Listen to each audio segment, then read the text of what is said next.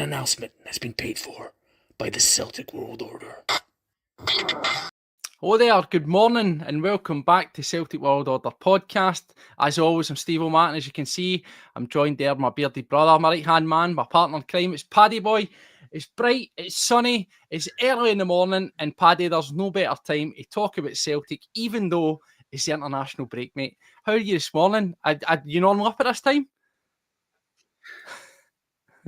Yeah, I'm always up at this time, mate. Obviously, two young kids that live with me. So Maria had a rough night with the baby. She was up partying, wanting to feed constant, and obviously I was dropping Finn off this morning as well.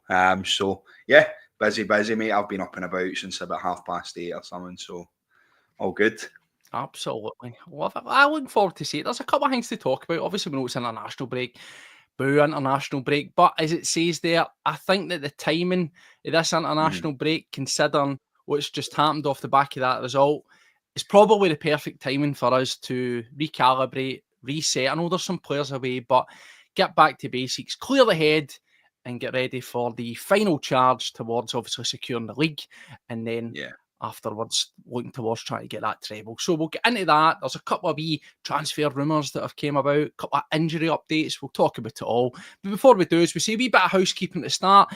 Welcome back to the channel. If you are a returning subscriber, then thank you very much. We are just short of 1,600 subscribers. We appreciate every single one of you. If you are new, it's the first time here, take 2 seconds, do us a wee favour, hit the subscribe button, hit the bell icon. It costs you nothing to do that. It just helps grow this channel, gets more people in and gets the numbers pumping. If you like what you've seen here, get a wee thumbs up and you can share it. Tell your pals, get more people involved here. We're on X, that's our main social media domain for all our chitter chatter. That is at CWPod1888. Same tag on TikTok. If that's your bag, that's Paddy. Wee short videos, he likes a bit of that. And of course, we're on Spotify and Blue Sky. So plenty of ways to connect with the channel. Hopefully you do that. If you want to donate to the channel, we can. Members, $1.99, gives a wee bit of donation and puts everything together. But regardless, make sure you hit the subscribe. It costs you nothing to do it. So Paddy, it's a brilliant day and there's a couple of people coming in. Bright and early, love it, absolutely. Snitches in the gaff. Well done, mate, for getting involved early. We've got Jim Hunter as well. Good to see you, mate. Parkhead boys in there as well. And of course, we've got Alan Robertson in here as well. He seemed to enjoy what we done the other night. And I enjoyed that one as well. I must say, it's always a wee contentious one, but the feedback was good. And we're glad to see that people are enjoying the way that we like to tackle things here on CW. Plenty of, we like to have balanced debate on here. You know what I mean, Paddy? Mate, that's it. It's the things that nobody else will ask. All of these other people are watching their P's and Q's because they don't want to offend anybody. It was a similar situation when we had Rudy Vata on for a chat and nobody had asked Rudy about all of the kind of situation with Rocco and stuff, and we just barged straight in there and we're like, right, mate, what's happening? What's happened to this? What's happened to that? We don't back away from the subjects. We want to raise them. We want to do what's best for the club, and we're not shy putting our opinions across. Me and Steve don't always agree, as you've seen as well. So listen, that is what it is. That's that. Onward and upward. That's that. Styles make matches, mate. Exactly. But I wouldn't say we're a match made in heaven. Maybe folks say we're a match made in hell. But either way, it seems to work. But you know, Paddy, before we get on to things, I mentioned this the other night, and I was just having a wee look through the sort of the podcast sort of channels and the analytics and all that kind of stuff. And as I said, come the end of this month, the 31st, that'll mark the very first episode of the podcast for almost a year. I actually can't believe that it's been almost a year. And as I say, isn't at this moment in time, we're just short of 1,600 subscribers. If you do the math, it works out for every video that we've done. Roughly 12 people decide to follow the channel. And yeah, that's slow and steady. And listen, thank you to every single one of you for doing that. I really, really appreciate it. Let's try and get to that next milestone. I guess a big one would be the 2,000 mark. So, as you say, if you can help us out and get that around there, it'll be greatly appreciated. And just to get a wee bit of reflection on that, because, mate, when you first get involved in this, I don't think you were a wee bit sort of a bit of trepidation there, weren't too sure, but now I can't get rid of you. We're loving it. Listen, mate, I'd never watched a podcast. I'd never seen any of them or knew what any of them were. Like, you're talking about guys like Ryan 118 and Axom and these kind of bigger guys and stuff, and I'd never ever seen it. Wasn't really an interest. Obviously, I was a Celtic fan, but I didn't really see the point of watching somebody talking about it. And then obviously once I did, and I started kind of seeing what these other guys were doing and getting involved with you, and I've started enjoying it. Obviously getting in touch with ex-players and things as well, and having contact with these guys and things like that, that makes it for me. And I've been approached in pubs by people that watch the podcast. I've been bought pints for it and things like that, and it's nice. It's lovely to see. I'm just happy. Just happy being here. You know what I mean? Freeloading. I know it's a wee bit soppy early morning, but just a wee bit of reflection when I was going through things and uploading the video and all that. I thought, can't believe that's a year. And obviously, as I say, when I went out and I decided to do this on my own at the start there was a wee bit of uncertainty, really was. And, I moved away, was on another podcast, the Boise Bus. I have no problem saying other podcast names on here as well. Say plenty of brilliant content out there. Go and support people like ourselves that are doing it. Just make sure you come back to us. That's all we ask. But no, when I moved off there, as I say, I thought to myself, right, this is a big step to do it. But I can honestly say it's probably the best thing that I've ever done, because being able to just do something for yourself is a wee bit more rewarding than doing it for somebody else. Do you know what I mean? As I say, and we're not here to be famous. We're not here to make money. God knows we don't make money off this. I think I'll be full transparency. This costs us about 45 quid a month to do. And in the entire year, I think we've cashed one cheque for, I think it was about 115 quid. So there you go. We're not making money off of this. And as we say, between that and everything else that we do and give away and that, it costs us money, but we wouldn't change it for the world. It's absolutely brilliant. But that's the soppy stuff out the way, Paddy. But I'm sure when the 1 year anniversary comes, we'll do something. We'll give something away, right? Let's get involved. Let's do it. And we'll do that. So looking forward to it. But Paddy, plenty is there, I would suppose, to talk about. The international break, as we say, it's crap. We've got Scotland playing. We've got a few players that are away at this moment in time. We've got two of the Japanese players. We've got obviously Maeda, and we've got Hatate. They are on the bench for Japan against Bahrain. Currently nothing each, I believe, at this moment in time. Early kick-off about 10:30. And if they win that, they can actually qualify for the World Cup, which seems ludicrously early. But the two of them are on the bench. Will they start to get some game time, particularly Hatate? Well, he's kind of been in and out the team. He's never really cemented a position. But if they qualify, you've got to imagine that he'll maybe get a bit more game time. But on that, Maeda, there was a wee slight scare there, Paddy. He had taken a wee bit of a knock. He trained alone for a couple of days with Japan, but he's obviously fitting well enough to get back into that squad. And that, in terms of we'll go on to the injuries, that's got to be a massive, massive relief, because internationals, it always gives you the absolute fear of people getting injuries, mate. It does, listen, but like you said, I think it's come at a good time for us, because we've obviously got people with injuries as well. You highlighted at the start there guys like Bernardo, Callum McGregor. So going forward, I think this is a pretty decent time for us, hoping that we can get everybody back fit and healthy for the remainder of the league season. So, listen, there's a lot of guys there. We've got a lot of international players, obviously Casper out there for Denmark as well. And so I was saying we've got Yang, which is good to see, breaking in, getting onto the bench for him. Again, I'm not trying to sell players, but that can only be good for his confidence, his stature, and should we decide at some stage that he decides to move on, if he's got some international caps under his belt, makes the price a lot better as well. So very positive to get our guys in the squads and in the round, as you say. We've also got Alistair Johnson, Canada. We've got Carter Vickers and Trusty, although we'll get on to Trusty over in the USA squad. So it's good to see that that's happening in around the squad, mate. In terms of other injury sort of updates, if you will, Austin Trusty, now we knew that he missed the disappointing game against Rangers at Parkhead the other week there. There was the thing with his wife, his partner, in labour, but it seems that he was also maybe carrying a wee bit of a knock, and in this case it's a calf injury. He did go over, he did travel, but we heard from Maurizio Pochettino and he said that a couple of players, I think there was 3 or 4, that went away, and it was for medical matters, as he says. But it turns out that he's got a wee bit of a calf injury, and he's got himself back over here, and he'll continue whatever level of rehabilitation and training to get himself back up to speed. Aye.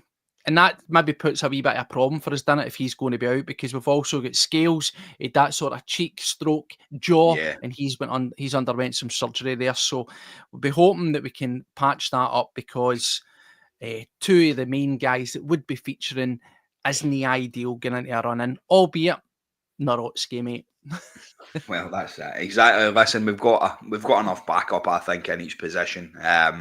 You highlighted Nawrocki. I went back and I had a wee look. Obviously, I thought I was quite harsh on him because I come on here after the game, obviously being at it. My vantage point was like right behind the goal, so I was watching his positioning and things like that. So, yes, he was out of position a few times. Yes, he did get caught a few times, but there was a lot of positives in there as well. Probably the biggest game that he's played for Celtic. Well, no doubt, and it is the biggest game he's played for Celtic. Well, as we said before, thinking the big games he's played for Celtic, it's basically been 2 games against Rangers. He got chucked in early a season ago as well, and done pretty well. So is this maybe going to be almost like a Scales-esque comeback? Do you think it might not be the worst thing if, we're waiting and to see how we get on with Trusty? Certainly we know Scales will be a good couple of games, if not potentially the remainder of the season, depending on how severe that is. But maybe by forcing the manager's hand and bringing him in, it could be an opportunity out of nothing. That's what it is. Listen, when these guys come in, they've got to take their chance. They've got to grab it with both hands. I don't know the guy personally, but he's not going to be happy sitting on the bench, is he? No footballer is. They want to be there. They want to be contributing. They want to go out there and show what they can do on the park. If they want to get a move, then they want to prove that. They want to show what they can do. Yeah, he's raw. I think he's had a raw deal, but I think he's raw in my opinion. He's not had enough game time, and he's not had enough. I don't know, just he's not really had a look in, because obviously we had Scalesy in there doing a great job, and then obviously we bought an Austin Trusty. So I mean, guys for your position. To focus on the Nawrocki thing, it's one of the ones that when I look at some of your transfers, it really confuses me a wee bit. Now, we know that there was legacy recruitment. Was Wall Jr. and his cronies, and it wasn't the best thing, let's put it lightly. Of course, he was one of the guys who were probably identified before Rodgers had come in to the fold. Yes. We remember, we cast our mind all that time back. He says, and I think it was, just barefaced lying, because he didn't want to rock the boat at such an early juncture. But he said that he was quite satisfied. He liked the way that things were going, and he got the final say on players. Now, when you look at Nawrocki, yes, age-wise, decent profile, playing in Poland, plenty of senior games under his belt, some European experience. Maybe over the course of his entire season, his body of complete games wasn't outstanding, but he had enough sort of recent history there. He played against Rodgers' Leicester as well in Europe. So they got to see this guy, and he must have had some level of knowledge around him. Do you think Nawrocki, when we look in the fullness of time, we look at where he's been at, do you think that's a guy who was pretty much signed, sealed and delivered, and Rodgers didn't run his eye over that one? But if he did, then what is the problem there for it? What is he not doing right? Because we paid about $4.5 million for this guy, mate. He can't be. Sure, you don't turn into a garbage player overnight. It could come down to what he's doing in training. I mean, we've said it before. You see players getting games and stuff, and like when Brendan Rodgers was hanging on to Yang, and we're sitting there and we're going, what's he holding on to Yang for? Now Yang's obviously coming into a bit of a game. So what you see in training obviously affects what happens for the future of these players. So Nawrocki's obviously doing something in training that is catching the manager's eye. So he's obviously he's there for a reason. Whether that is a backup or whatever, whether he's happy with that role is yet to be seen. But listen, if he gets the chance, I'm sure he will grab it with both hands. There was enough positives in the Glasgow derby to say that there is a player there. I know we hate saying that. There is a player in there. But yeah, listen, he looks big. He looks comfortable on the ball. And I agree with what Alan's saying there. You know what I mean? It's similar to Eric Sviatchenko, right? We Yeah. also said that, maybe makes him sound a wee bit sameish, but we also said that about Austin Trusty right now. Yeah. The jury for many people is still out on there. There's no doubt in my mind that could we improve? Absolutely.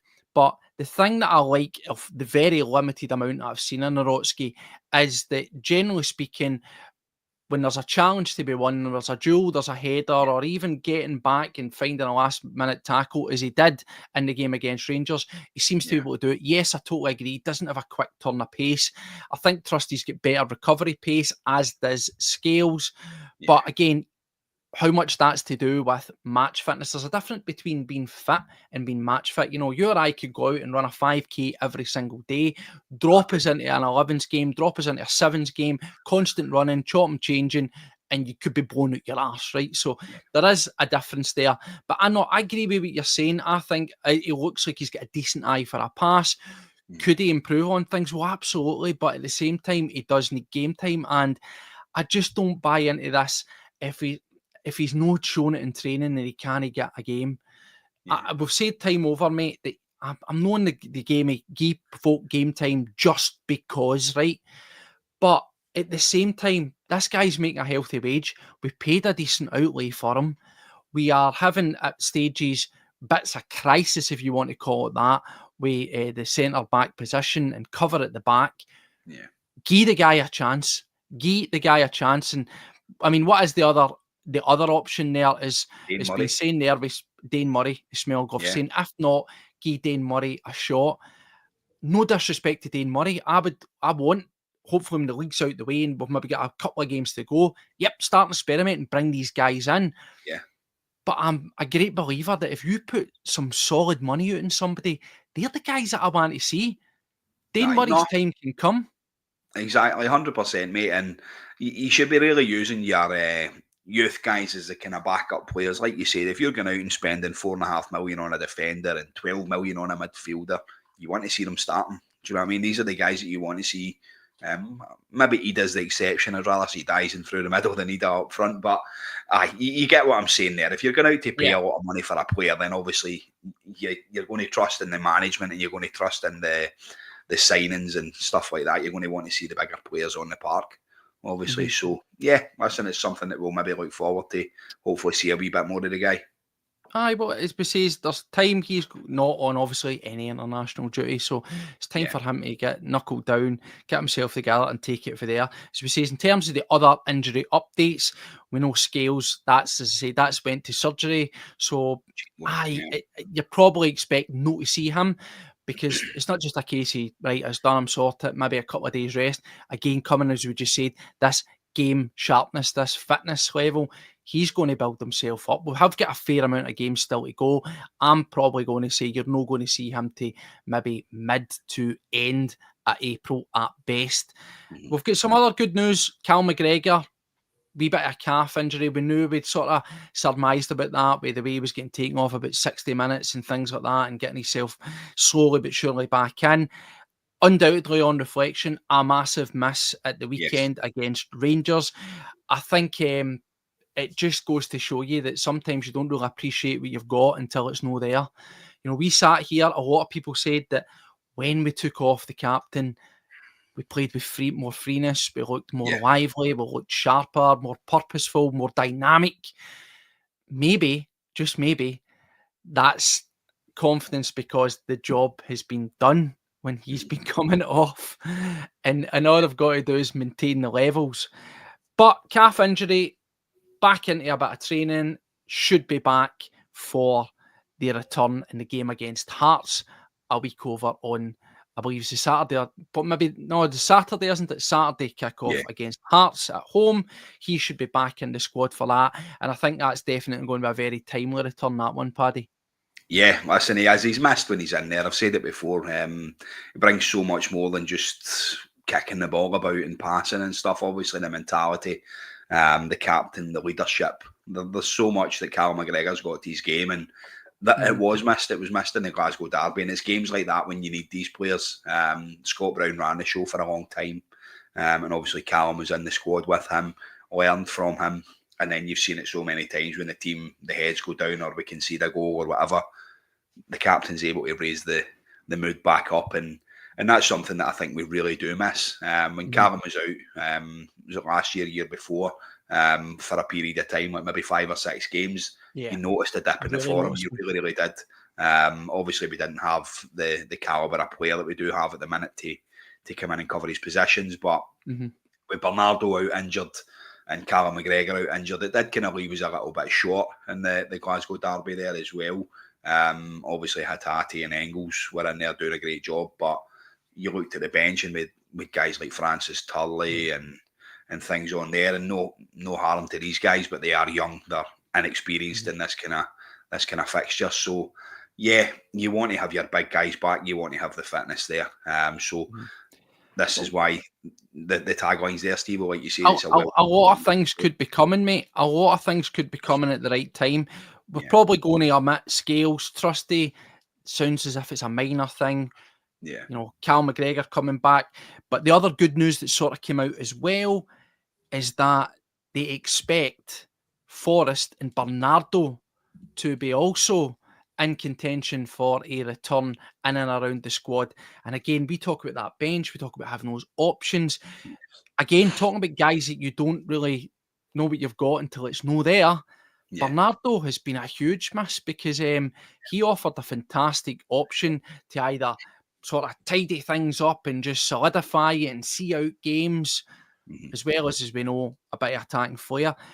Back unclear, there's not been a lot said about the Nietzsche's injury or anything like that, but the rumblings are that he's looking, but he's going to be back training, back in around the squad, probably going to make an appearance before the end of the season. That would be good as well if we go deep into the cup to have that option there. But again, likewise, same with Forrest, he has returned to training. He's not building himself back up stage.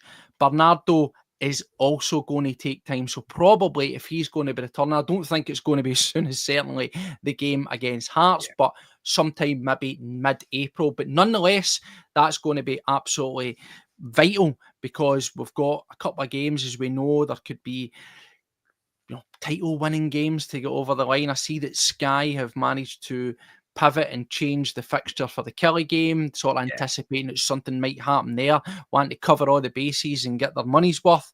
But also, with a game coming up against Rangers, damp squib or nothing, there's no such thing against Rangers. You want your bench, you want your options, and Forrest, Bernardo, Giza, I need that. Yeah, 100%. Listen, Joe will be over the moon as well. James A. Forrest coming back, he'll be absolutely buzzing. Bernardo, I think it was you, Steve, that said he's like a wee mountain goat. He just he gets right in about it. He's quite short in stature, but he just gives everything.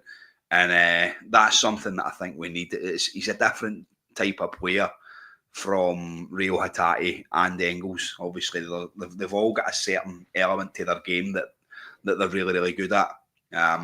So for me, he's been a big miss. I didn't think he would be as much of a miss as what he has been. But yeah, we've missed that intensity that he brings when he comes on. Like you said, he gets the ball. He's not scared to drive forward. He likes a dig every now and again for outside the box, and he breaks up the play nice and easy. He's clipping at people's heels. He's always there. He's in and around. A kind of old school midfielder, if you could say that. He's one of the guys, like we used to say, if he goes for a shite, you want you on the toilet before him. He's one of the guys. He's there. He's in it. He's biting at your ankles. So yeah, listen, cracking player.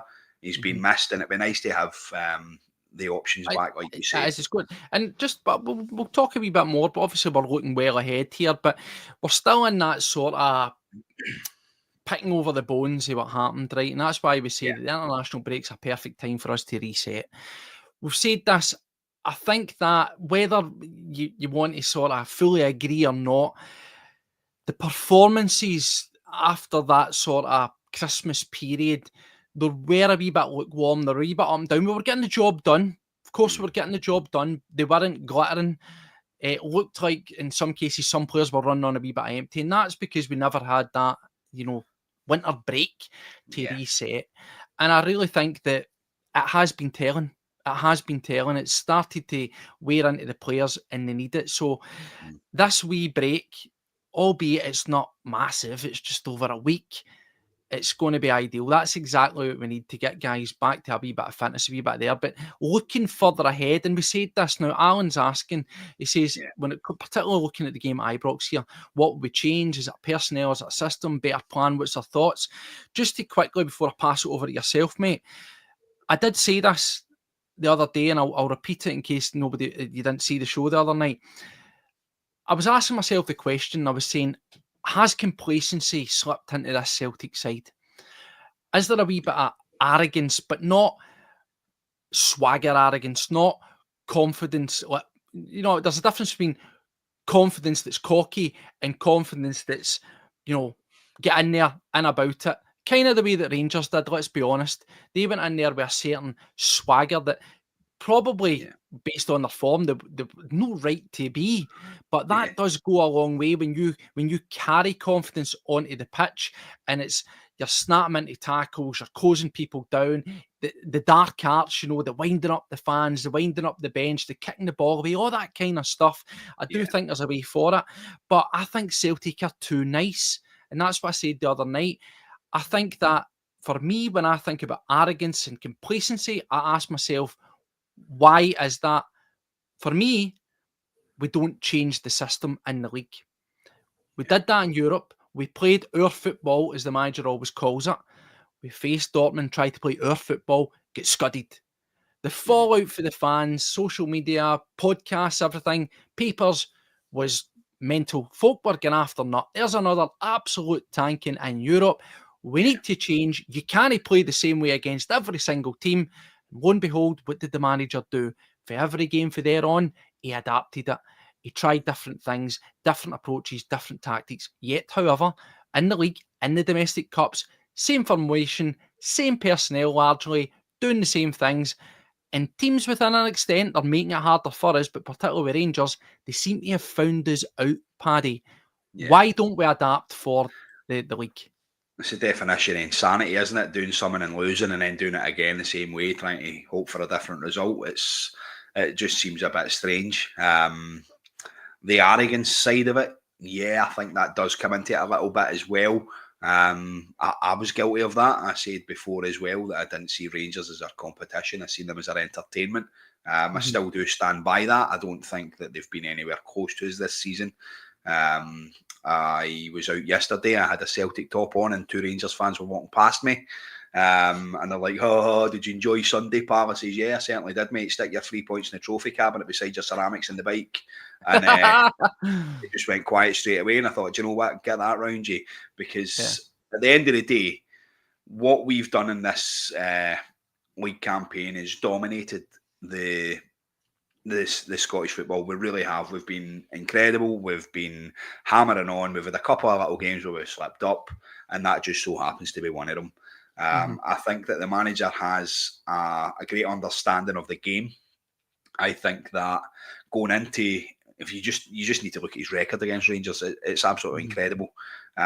So this will hurt him as well. It'll hurt his ego because he wants to be basically that guy who just goes in there and does the job and gets rid of him. So I get what you're saying there as well, Steve, that we're too nice.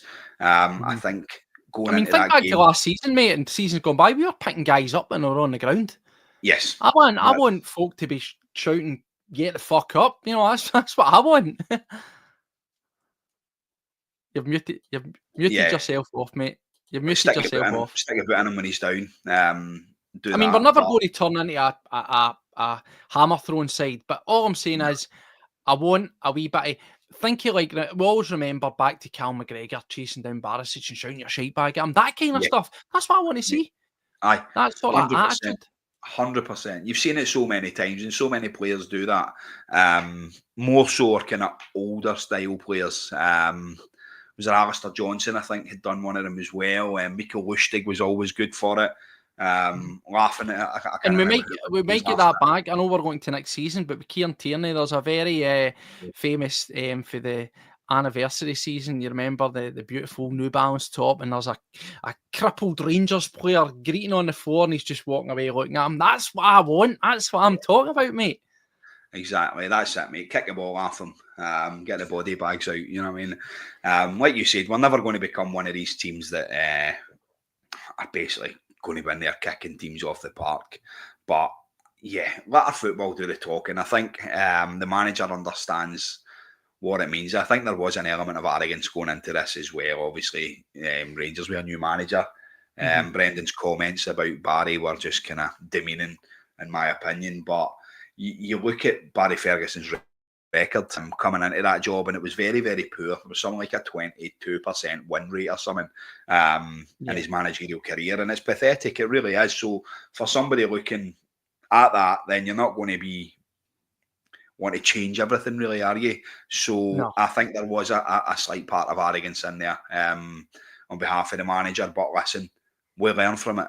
We go on, and I think we will learn from it. I don't think we're going to go out changing the formation next time we play, and I don't think we're going to see so many. What do you think, Paddy? What do you think of what's been sort of said in here? Smelgov and Pat having a chat, and they're obviously saying that even though he got on the end of it, good header, there's no point in having Dyson, albeit he's got the speed, he's got the reactions. Having him up against, well, they played a back five, mate, and it was three centre halves. All right, Tav isn't the big and bustling, but they had Sterling in there for that wee bit of covering and stuff like that. So, is it a case of, as much as we've said it's no the games to be doing it, is there mileage in putting Ida in just for that purpose, to take up the sort of mantle of getting involved and he seems to enjoy the roughing up, to let the wee sort of lighter guys go around him. And I think when I look at that, I think that's a very good point. I would actually turn around and say, if I was looking at Ibrox, I would keep basically the back four as it was. With the midfield, obviously Cal McGregor coming back in, I'd have Engels and I would have Hatate. Now, what I would do is I'd put Maeda out on the left, I'd put Joe on the right, and I'd put Ida in, because I think that Nicholas Kuhn has fallen off the edge of a cliff, and he's had some pretty poor performances. I'm not going to be flippant, but in a joking sense, welcome back last year's Nicholas Kuhn, because that's a wee bit of what we're getting at the moment. Yeah, when you look at it, mate, hindsight's a wonderful thing. It's amazing now we can turn around and go, yeah, we should have played Ida through the middle. See, if you'd have said to me before that game, we're going to play Ida through the middle, I'd have told you where to stick it. Because at the end of the day, whether you like to admit it or not, every Celtic fan was calling for a front three of Jota, Maeda and Kuhn. And that's exactly. it. Yep. So yeah, hindsight's absolutely incredible. And we can look at it now and go, but we knew Rangers were going to come out with a back five, so we could have changed it and put Ida up front and whatever, blah, blah. Of course we could have. And I do think it would have caused a little bit more chaos in there, because like you said, he likes the physicality, he likes the kind of rustle and bustle of having the defenders in there. So I think that may have had a different outcome. I think it might have changed it a little bit. I don't know whether it would have changed the outcome of the game. I'm not going to say that, but I think it would have caused them a bit more trouble in there than what Dyson did, because he seemed to be shoved off the ball a few times by, if you look at the Hibs game, Big Balakisha done it to him as well. The physical attributes of Dyson Maeda aren't the best. He does have his strengths. That's obviously his speed, his finishing, he's decent in the air. Determination as well. He'll always keep going. He'll chase everything. Yeah. And another thing as well, Paddy, as I say, I as much as I would rather in the straightforward games go with that front three, I think there's a lot to be said about the work rate of Dyson Maeda. Now, we're saying play him on the wing. I still don't think you're going to lose any of the reaction speed to get in behind or, pick up. I mean, we only need to think back to the cup final, that dead rubber. The ball was a nothing ball. He sweeps in, comes round, crosses it and goal. Right? That's what I mean. You're always going to, no matter where he is in the pitch, if there's a ball to be won, if there's something to get, a run to be made, he'll make it. So I think that even if you play Ida up front to sort of occupy and muscle into the sort of big back players at the centre half position, he's still going to be buzzing around. He's going to be coming in. He's going to be looking for loose balls. He's going to be trying to get on the end of stuff like that. And that's, that's exactly, you never lose that work rate out of him. And I think that that's a slightly decent option. Kuhn, I really, really do like what he's done this season. Fantastic. But he's a guy that really needs to pick his form up as well, mate. Yeah, listen, 100%. I said it before, other than the Bayern Munich game, I think Nicholas Kuhn's been missing in our big games. I think he's turned up against St Mirren, he's turned up against Motherwell, Kilmarnock. You look at all the other teams, but I think he's been missing in the kind of bigger games when we want him to step up. Whether that's because he was getting double marked, whether that's because he's been found out by them, I don't know. Alistair Johnson was still making the runs past him. Paddy, we're talking, sorry, just jump in and kick back on that. We're talking about the side needing to evolve and adapt and do different things, the manager formations and what have you, game to game to game, whether that's domestic or in Europe. Players need to adapt as well, because let's be honest here, he just keeps going to the well of run, cut in, and that's it, and wants to show off. Now, it's worked to great success, but similarly to, dare I say, Aidan McGeady, that's all he used to do, and that started to dry out a wee bit for him. He's not involved in overlaps in the same way that Dyson Maeda or Jota are. It's always Alistair Johnson overlapping him. He needs to contribute, he needs to vary it more. Yeah, no, 100%, mate. We spoke about Louis Palmer, Mikey Johnson, guys like this. Obviously, it's on the other wing, but they became too predictable, in my opinion. I don't think Nicholas Kuhn always cuts inside. I think there is times when he varies it and goes to the byline. He's not as bad as what Palmer was. If you think back to that, you knew exactly what he was going to do. And I hated it, absolutely hated it. When he got inside, he didn't know what he was going to do with it. He was cutting inside and then losing the ball every single time. So I don't want it to become a normal thing. I think he's an incredible player. There's been so much improvement this year. I think Brendan Rodgers has done an incredible job with him. And I want to see him push on. I really do. Yang, I think, has been an incredible asset. I think Yang will push him. I think he's trying to get his slot, basically. So for me, it's nice to have that bit of competition. And then I think Yang's done himself a few favours over the last few weeks as well. No, definitely. We'll see how that one progresses. I just wanted, before we move on to other matters in hand, Big Rab brings us up here. And again, we spoke about Bernardo, we spoke about Cal McGregor, and we says you don't maybe notice something or respect it or appreciate it until it's not there or no used.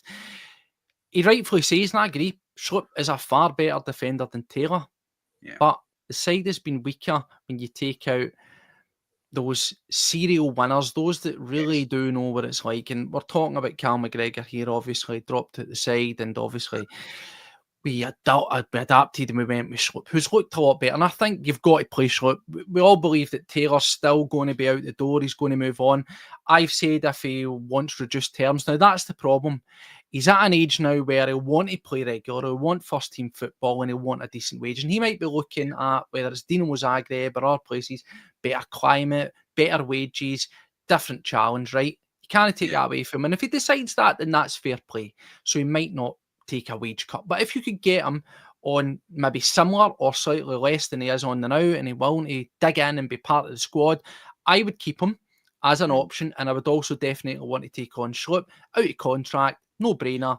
Kieran Tierney, that gives you three guys that, you know, one that's absolute elite quality, and Taylor, wow, elite quality, delete Tierney. You've got Schlupp, who's undoubtedly seasoned, top-tier player, albeit on the wind down, and you've still got Taylor, robust, domestically good, an option, right? So I would be happy with that. But again, do you agree with some of this, that even guys like Taylor might have made a difference if he was in and around the squad, just for that mentality, what we were saying about that getting in there? Because Schlupp, I thought, started the first 2-3 minutes. All right, we lost a goal after 3 minutes, but he started that opening period. I think he'd won like 3 or 4 duels right away, but he fell asleep for the goal. Again, mate, hindsight's a wonderful thing. You look at it before, you said about serial winners. I've said it so many times. You look at that Celtic team, there are so many guys in there that have seen trebles. They've seen more trophies than guys could only dream of across the city. So, yes, it's good looking at it now and going, Greg Taylor would have given you this, but he also comes with his faults. We know what happens there. Jeffrey Schlupp, in my opinion, was the ideal person to start because he's physicality, because he's bigger. We obviously knew he needed a bit of pace to deal with the wee baldy guy that likes to throw water at folk, but we know the deal there. We knew what to expect. So for me, yes, there was a few defensive frailties in there, but I think going forward, he's the better option for us. Yeah. Aye. And obviously, Kieran Tierney is going to be the number one left back at the club anyway. So he's going to be a backup if we do bring him in. Aye, well, options to be thinking about. So anyway, let's move on. Let's wrap things up with something potentially a wee bit more interesting, potentially a wee bit more positive, if you want to call that, because, Paddy, it started early. The rumour It mill. started early. The rumour mill is out. Now, are some of these going to be absolute garbage? Of course they are. However, they're out there, and it would be remiss of us not to talk about them. Do you know what surprises me though, Steve-O? They're not Irish and they didn't play with Leicester. So why are we linked with them? If you look back at previous years, anybody that had an Irish granny or had played with Leicester at some point was linked with Celtic. And now we're getting these guys coming in. So, listen, it's positive. Let's go on it. So, Celtic are apparently in the market for midfielders. Now, we said that Yang, and people are singing his praise, and rightfully so. Yep. Yang has shown raw potential. I don't think he's ready at this moment in time. I still don't think he'll be ready halfway through next season to step up and be a solid starter. I don't see that as being the case. I would keep him around. I think he's developing. Clearly, the manager sees something in him, and he's been buying whatever the manager has been selling. So very, very positive around that.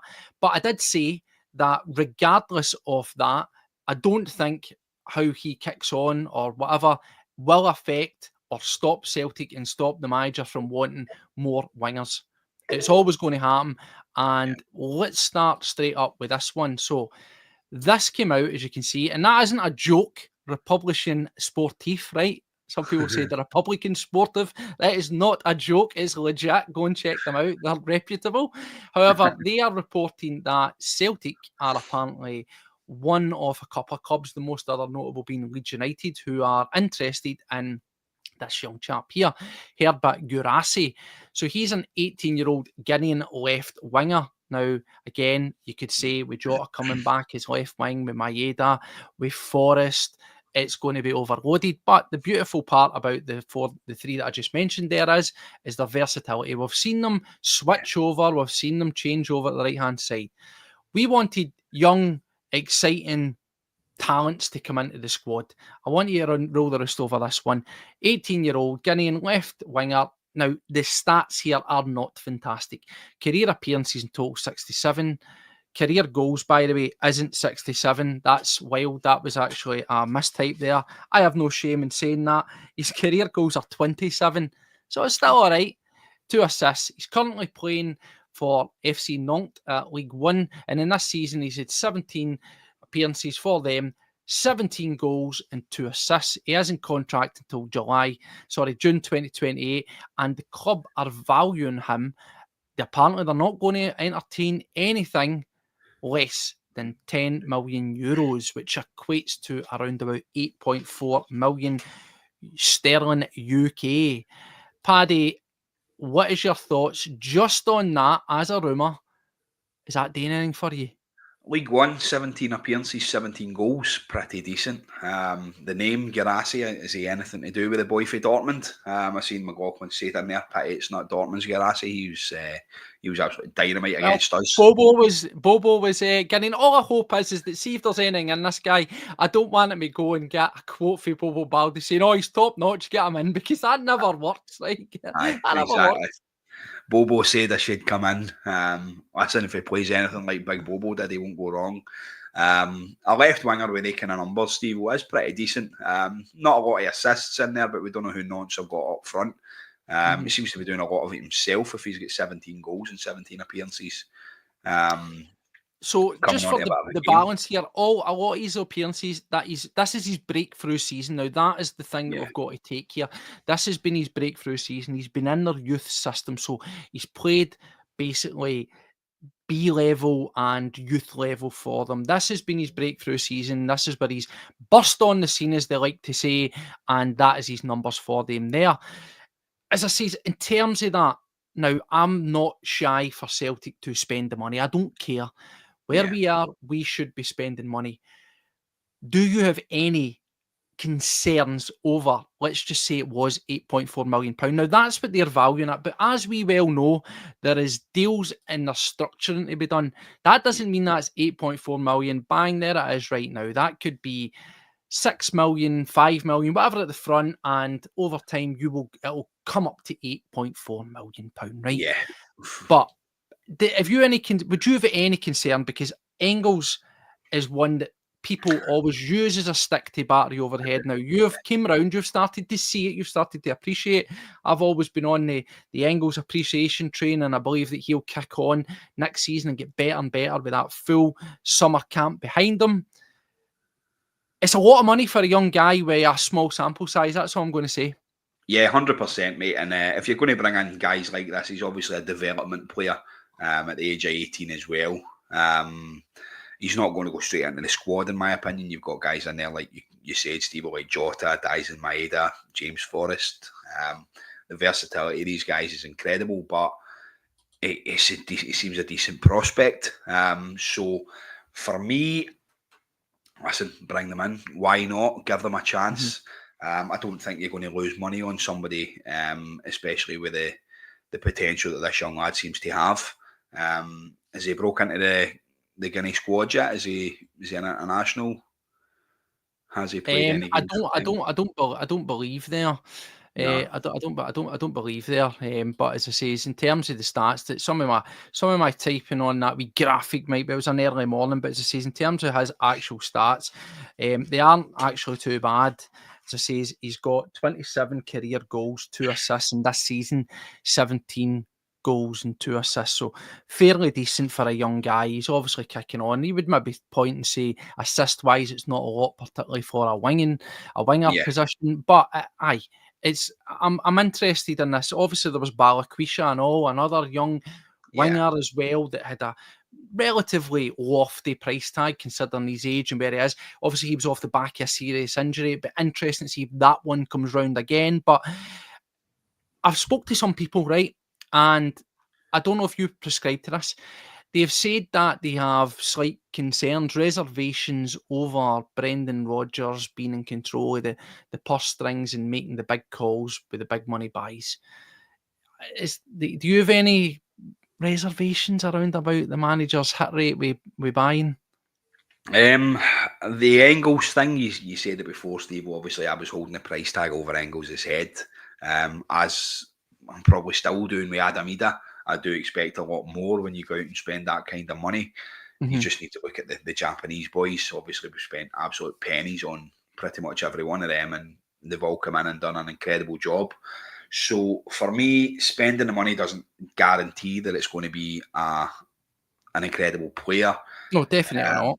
You're needing to bring in people with the correct mentality, the correct physicality. When we got on to obviously talking about the next player that you've got, I think that's one that I'm more interested in than obviously the winger position. You spoke about Balikwisha, again, someone who we were very well linked with. It was almost over the line at one point until he did come down with a slight injury. So yes, I do think there is an option there for another winger to come in, but if we didn't buy another winger, I don't think it would be really fussed. Well, in terms of the other one, this came out, we spoke a wee bit about it, we'll bring it up for those who maybe didn't see it. One thing that we've been crying out for has been a proper six, a defensive midfielder, someone with a bit of stature, a bit of power, a bit of strength, a bit of presence. This is the name that's getting thrown out here. Kalidou Sidibe. Interest in this one, 26, French defensive midfielder, currently League 2 now. I'm going to say it, but I might be wrong. Guingamp? Correct me if I'm wrong. How do you pronounce it? Anyway, very interesting here. And again, this is one I'll get on to it and what I think about it. But career appearances 182, 12 goals as a defensive midfielder. You're not expecting a lot of him. 11 assists. Discipline, that's always going to be important for these type of players. 56 career yellows, 2 red cards. So pretty clean player, you'd imagine there. In this season, 31 appearances, 2 goals, 5 assists, 6 yellow cards. In terms of his previous experience. He has played at Toulouse. They had a period, season or two in League One, and then later in League Two. Rouen Metropole, League Two in France. Championnat National, League Two in France.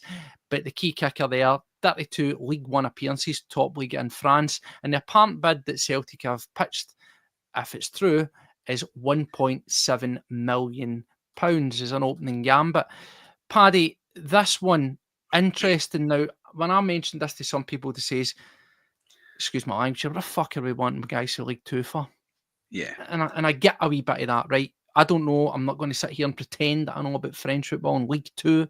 Admittedly, will it be as intense and whatever as League One? Absolutely not. It's not going to be, right? But he's 26. He's got a good body of games behind him at senior level. He's got a decent, at least a season and a half of League One, proper top-tier French football behind him. 1.7 million is not a lot of money. 26, he's quite far down the line, maybe in the prime of his life, if you want to call it that. Yeah. But Paddy, where are you at with this one? On paper, big tall guy, about 6'5", plenty of presence, exactly the kind of things that we were asking for. But he has been playing in League Two, and he's been there for pretty much the most part of his career. Yeah. The question is, why is he still in League Two? Yeah, I get that. For me, he seems a very similar type player to Victor Wanyama. And I said that big guy, the big physicality. And I think that's something that we lack in the midfield. If you look at our players in there, Arnie Engels, Callum McGregor, Rio Hatate. Hatate's probably the broadest out of them all, and he still gets flung off the ball. So to have somebody in there, what is he, 6'5", 6'7", something like that. Yeah, he's a big guy. Somebody that's going to win the ball in the air. Looking at his statistics, you're not going to get a lot of goals out of him, but do you know what? Sometimes you need to defend, and we've shown that so many times. We need a big unit in there, somebody that's going to do the dirty work and allow Engels and Hatate and McGregor and whatever to push forward. So for me, this is one that I'm a little bit excited about. Cheap, nasty. It's one of the ones, isn't it? It's something that I think we really need in the squad, a big type player. So is this a potential that he's maybe a guy that's just been cruising? He's maybe not, and I know this is going to sound ridiculous, he's not exceptional, but he's very steady at what he's doing, and he's dependable. And again, you can maybe say, right, Steve, well, that's never going to level us up here. Now, we're not saying that. There's no doubt in my mind that if you're looking at a guy in that sort of price range and that age and where he's been, you're probably not bringing him in to boom starter, right? He's an option. He's to give you, we've talked about potential to shuffle things up, formation changes, whether that's domestic, whether it's in Europe, have those options. Sometimes you need to pack the midfield, you need to be solid, and it could potentially be a steal. I think at 1.7 million, if it's going to be in that 1.7 to £2 million bracket, then I'm comfortable with it. I'm all right with it. I'm all right with it. What's the worst that could happen? Put it that way. Exactly, mate. Listen, we brought in guys for the same position, guys like Ismail Soro and don't mention Awata and guys like that, and they didn't kick on. These were guys that really struggled in that position, and they were all quite slight. They were all small. I mean, Soro was only about 5'8". He was tiny when you looked at him in the middle of the park. So to have somebody like this in, a big unit of boy, to strike fear into the opposition. If you see a guy at 6'5" running at you, you're going to move. It just seems a unit. It seems the kind of player that I want in there, the kind of player that I think should be in that position.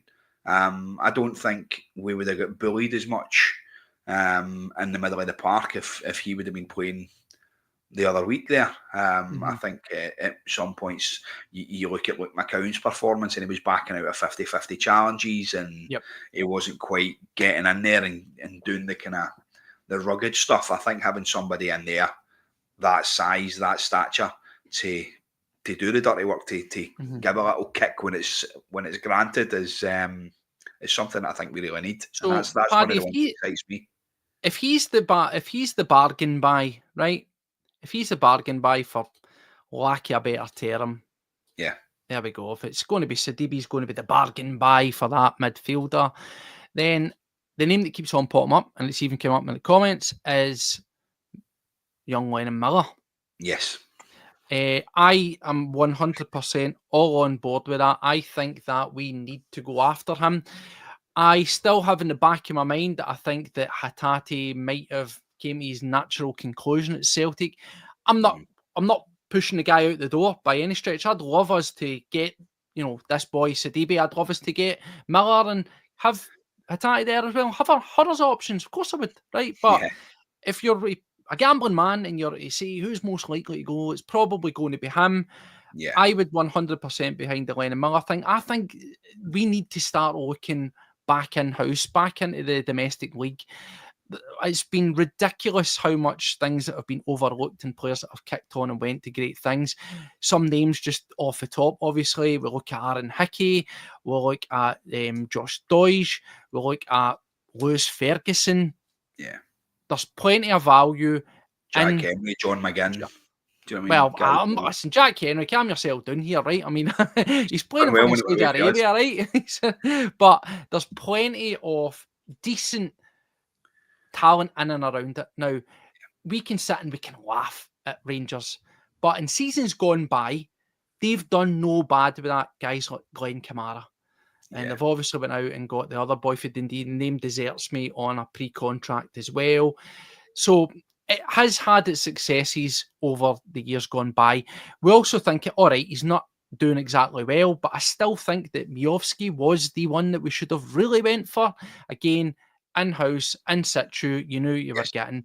I think it's time for us to turn to guys like Lennon Miller as well, mate. And as I say, he's probably going to come at a premium, but I haven't got a problem with that because it's one of the guys that, see, if you don't get him, he could be another John McGinn scenario where you will never see him until he maybe decides that in his twilight years he's always wanted to kick a ball for Celtic. Yeah, listen, he is. He's one of the guys. He's proved himself in that Motherwell squad. He's still quite young. I think he brings an incredible pace. He's got so much talent for a young lad. He's the shining light in their team. He really is. He's their Luke McCowan. He is. Somebody saying there about Luke McCowan. Lennon Miller, he's a more talented player. He likes to go forwards. You're going to get a lot of goals out of him as well. I think if we do lose Hatate, which I think is probable, maybe in the January transfer window, probably get another half season out of him. I don't think we'll lose him this summer. I think we'll be able to kind of hold on to him. But yeah, I'd like to see us go out. What we're talking for him, about 5 million? Still, well, this is the thing. I think if he is going abroad or he's going down to England, there might be a bit of a premium now. We saw that apparently, there were some French teams, and I believe Lyon wanted 8 million. It's not happening. Lyon are on the verge of going titties up. They're financially killed, right? They're spending 8 million on nobody, right? And there's no chance no chance in a month of Sundays that Motherwell are getting £8 million for a player. It's just not happening. Yeah. It's not going to happen. But I do genuinely believe that if you are wanting to really prize him away, I think that you're talking about 5, maybe £6 million, which is strong money. And I see what Big Rab's saying here, and I do agree here. Yeah. This is the thing. It could be difficult for him to make that step up. There's the whole being a fan thing. There's the fanfare around him. He's now broke into the Scotland squad again. We'll see how he gets on, see if he gets some game time. But it is going to be hard for him to get himself into the squad. Do I think he's slightly different gravy in terms of what he brings to the party versus a Luke McCowan or any other Scottish players that were brought in? Yes, I do. I think he's got that almost John McGinn sort of bit about him where there is something special there. And I think it would maybe be more at the expense of perhaps somebody like Hatate, if he was still there, or Bernardo. I think he would probably take up the third place in that midfield. Cal McGregor, Engels, and probably him. That's just my feeling. And then obviously we're talking about the likes of Sidibe. If that were to happen, that's, as I say, that's an option to either bring on to shore things up or to pack the midfield in certain matches. Yeah, 100%, mate. I think it's an incredible option to have. And I think it's business that we should get done quick. get it over the line, because if we pussyfoot about again as we normally do, going with a low ball offer, then it's one that we might lose out on. They talk about Kyogo. What's your thoughts on that? Possibly getting booted out the door. Would you take him back for $3.5 million? The grass is never greener, is it? No. A very strange one. He signs for them. He is there. I think he's played maybe just short of about 100 minutes of football, and the stats are absolutely barren. 12 touches of the ball. Yeah. Now, listen, with Kyogo, I would say undoubtedly on his day, a fantastic striker. I am eternally grateful for all the memories he gave us. One of the best strikers we've had in a long time. Yes, he clearly made a decision he wanted to leave the club, and he was on the wind down. The manager told us as much. I think he played him through sheer necessity because he knew that he was more dependable than the alternative options, albeit at that time we probably didn't know we were going to get this version of Daisen Maeda. But he wanted out. He wanted out, and he made that clear. He is 30. That's not old. But I don't think him coming back is necessarily something that I would be for, and not that I would be for. I don't think the manager would be for, because he played him, but I don't think he was his kind of player. And 3.5 million or thereabouts that they're talking, absolute bargain basement stuff. I think his best move is to get himself back to Japan and just settle down there. I think that's as good as it's going to get. I don't see teams clambering to get him and bring him in. And maybe, no disrespect to him, he's a fantastic goal scorer, but the fact that he can't get into a struggling Rennes team, he can't get into the Japan squad and play regularly, maybe that says more about him. We've spoke about the need for the manager and us to adapt and do new things. Players need to do it as well, and he needs to maybe change it up. It does, mate. It plays into that theory of things as well. We've spoke about it. Obviously, the buck ends up falling with the manager, but at the end of the day, it's the players on the park, and the players in training need to show what they can do. So, yeah, that's it's one I just thought I would bring in, just to kind of wrap up the kind of part of it. But international duty, someone to watch, isn't it? We've got our international players to kind of keep a wee eye on. I see somebody saying there it's 85 minutes in and Hatati's still on the bench. What's the score? Actually, is it the score? Oh, there we go. 1-0. Daichi Kamada. Goal is in. So that, as we say, they could be qualifying. If they win this, that could be them through the World Cup Japan nice and settled. And then, of course, that'd be interesting to see, because if there's any internationals after they've done the job and they've qualified, maybe the manager will look at other options and they might not call up the likes of Maeda and Hatati anymore. So we'll see. But a decent wee chat, not heavy on the news, but a few things that they cover. And interesting. Keep an eye on it, as we say. But I think, as it said there in the tagline, this is a perfect opportunity for us to reset, recharge the batteries, and come back at things from a different angle, because there's a run-in to be done. We've got a title to be winning, and obviously pushing on and trying to get a treble. And also, as well, I know that it might be a dead rubber, but there's a game against Rangers, and there's a score that needs to be settled. One way or another, it is completely and utterly unacceptable to finish a season and for them to have the batteries in the domestic games. Can't happen. Yeah, 100%, mate. You never want to lose the games. There's no dead rubbers when you play them. It doesn't. You can't convince me of that. No. Yeah, listen. Let's knuckle down. Watch the internationals. Wait till the football returns, and hopefully we'll have some good rumours coming in about. The other players that we can get in there. I'd like to see a few centre halves. We shall see. Plenty to go, but injuries coming back, that's good. Hopefully, our guys that are out there on international duty come back with a clean bill of health. That's going to be absolutely vital for us. But we'll see how it comes out. Not long now, as we say, we'll only get just over a week, and then we'll be facing Hearts. Hatati and Tyson will come back with a sore arse. They've been sitting on the bench for 90 minutes. That's all they're going to have. Bit of jet lag, but yeah, listen, fingers crossed that we get, like you said, a clean bill of health. Get all the guys back in. Callum and obviously Paolo Bernardo being the main two in there. So yeah, mate, looking forward to it. Looking forward to the international break getting out of the way and seeing how we come back out of it at the other side. Absolutely. Well, thank you to every single one of you. We've just went over an hour there. We're just about to kick on to 12:30. I suppose that's maybe perfect timing for anybody that wants to continue the Celtic content from there on. But there we go. As we say, thank you for taking the time to join us. We say if you enjoyed that, make sure you hit the like and most importantly, hit the subscribe. Cost you absolutely nothing. We say we're on the cusp of 1,600 subscribers. Come the end of the month, we'll be celebrating our first year up and running. Hopefully you guys can support us and extend that. Let's get to our next milestone. And other things we always say, we like to just chuck things out there. We get these made up, absolute toppers. Check out these stickers. There you go. You've seen that on our socials. They're all here. Dyson Maeda, hail him, no hair, no flair, and then you've got a Jota half face, and of course a Callum McGregor sticker. If that's your bag, if you like that kind of stuff and you want some, just give us a wee DM. We'll send you them out. Cost you absolutely nothing. Why not? Coming to a pub, a lamppost, whatever near you, a laptop. Get Anybody a few, stick them on your Rangers supporting colleagues' locker at work. There you go. On the back of your phones, they go everywhere. When I'm at Celtic Park, I always look out for the kind of parents with their kids and stuff, and I'll go over and I'll say, listen, here's a few stickers, and I hope you enjoy the game and things like that. It's always nice. Everybody loves a wee sticker. So, yeah, listen, guys, please hit the subscribe button. Get our numbers pushing up there. Thanks very much for all the support. Really appreciate it. Well, we'll let you crack on with your day. It's a beautiful day outside. The sun is shining. I can't wait. I'm about to go to work, which sounds miserable, but I'm only there for 5 hours, and then I'm off for 31 days. Yes! Love it!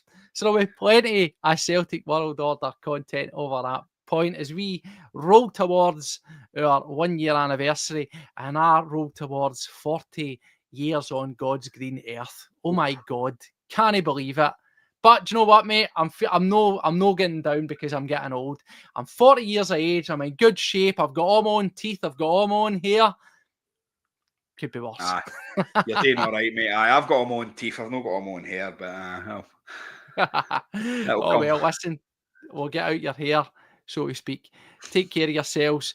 We'll be back. We're going to do something, maybe a wee retrospective or something, a wee look back. We know the international break's born, but we'll find something to talk about. Maybe a wee bit of reflection on where we are up to this point. Anyway, take care of yourselves until the next time. Hail, Paddy.